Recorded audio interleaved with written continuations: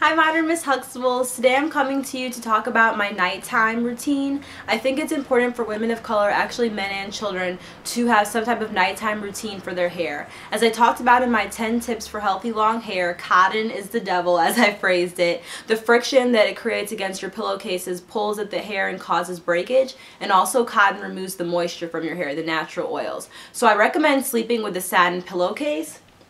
I'm a really rough sleeper, and normally my head wrap slides back on my head or will come off completely by the morning. So in order to prevent that, I always use a satin pillowcase. You can get these at Target, Walmart, order them on eBay, Amazon. So this is a bright pink one that I have. I have a black one as well. Sometimes when I wear my hair curly, the products will tend to bleed onto the pillow, so I have a black one that's a little bit more forgiving. While my hair is straight, I normally use the bright pink one. So your whole pillow slides inside of it, and of course it zips closed, so it's completely on there, and then I sleep with this at night. I recommend this as well. My boyfriend's sister recently had a little girl who's around a year old now, and her hair was suffering from breakage because of course the linens that you buy are cotton. So in the crib there was cotton, and she switched it out to satin, and her hair is starting to grow in much fuller and better now. Also, even men that I talk to say, oh, my hair seems to be like it's dull, or it loses its shine, or she'd have to reapply products every morning, and I really find that using satin or silk helps a lot. The cotton just strips your hair, and it's not good for people of color.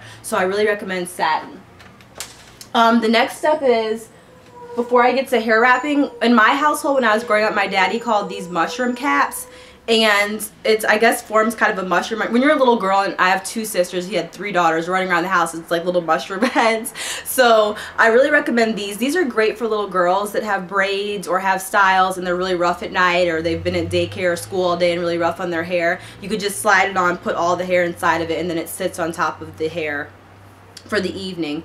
So as a little girl, this is what I started using to wrap and protect my hair at night. So you can get these at Target or the drugstore, wherever. I don't know that they're satin, but whatever this fabric is a lot more forgiving. It's the same consistency like as a do-rag. So this one I try to be a little snazzy, but sorry for the noise. I try to be a little snazzy. It's reversible inside and out. Also, one tip for these, I use these soft rollers at night sometimes. I got these at the beauty supply for like $3.99. And you could take these, I can do a tutorial if you want, but you wrap the hair around it and curl it up, and then you sleep with the satin bonnet on top. And that's sometimes what I do in between washes if I want to have a curly look, like waves or curls the next day. It does, I'm going to be honest, it doesn't hold as well as look as pretty as using a hot iron or a flat iron to get the curls. That can kind of help and be a heat protective or no heat way to get curls overnight. So I love satin bonnets. So kind of the last step for my night routine that I do every night is, because my hair slides so much and I guess I'm just so rough when I sleep, I have to tie my hair with 2 satin bonnets, and me showing you this will show you actually the 2 different ways that you can tie your hair up at night. So these are 2 bonnets that I got from like vintage retail shops. I like going to shops because, I don't know if people remember, but back in the day a lot of women wore scarves tied around their neck. It was kind of a classy ensemble or part of business suits and things. So you can go to a lot of vintage shops and get these for $3 or $4, and they're really high quality, and they're silk sometimes.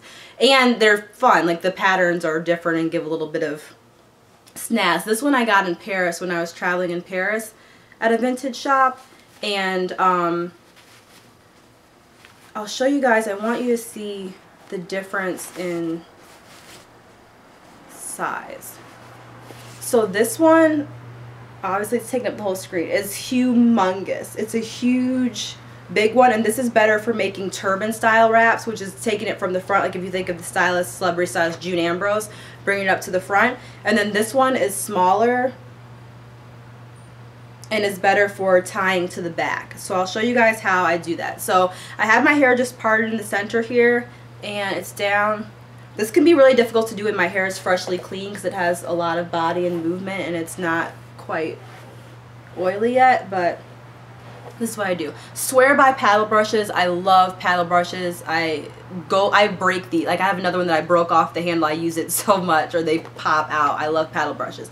So I start to pull the hair around one side behind the ear,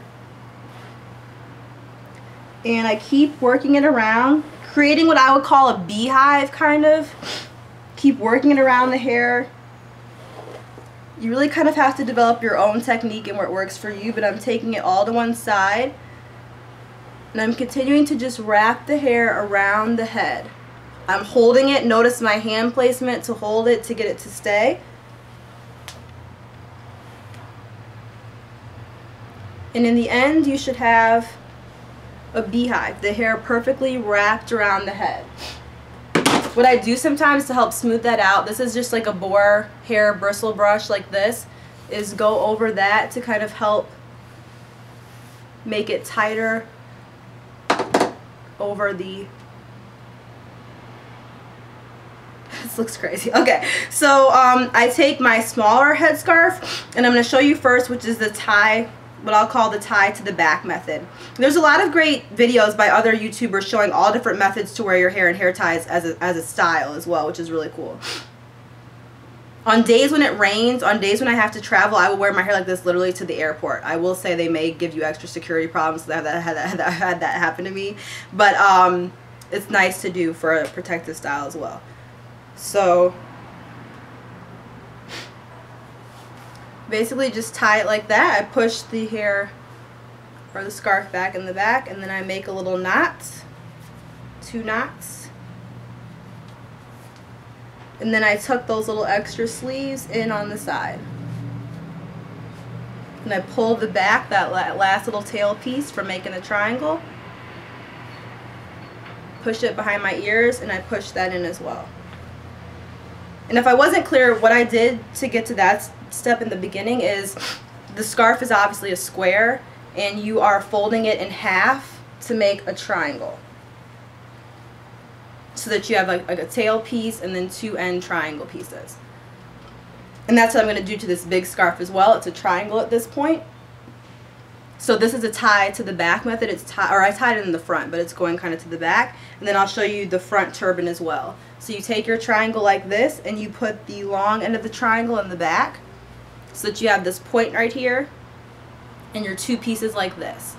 Then you wrap these up and make a knot, and you pull that little corner, that one little free corner down. You make this tight, make your knot, pull that corner down. Then you're going to fold this piece up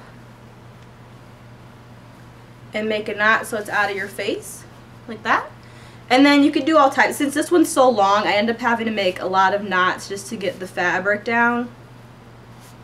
And I tuck it in, tuck all that in. And it kind of makes a bow fawn at the top. Then I tuck this behind my ears. And that gives you kind of the June Ambrose turban where it's to the back. So with both of these on, normally my hair, it'll stay on for the whole night. Sometimes I'll have it slide back and some of my hair will be exposed here. But like I said, that's where the satin pillowcase helps to protect those edges. So this is how I sleep every night. And as you can see, it's a lot. My boyfriend makes it's a lot going on. But it's fun to have different color styles, or when you go on trips or travel overseas to get scarves, and it kind of creates a little memory and that can add some pizzazz to your nighttime sleep routine. So that's what I do every night. Any more questions, any more tips, or those of you that want to share your head scars, let me know. Please subscribe. Love you guys. See you later.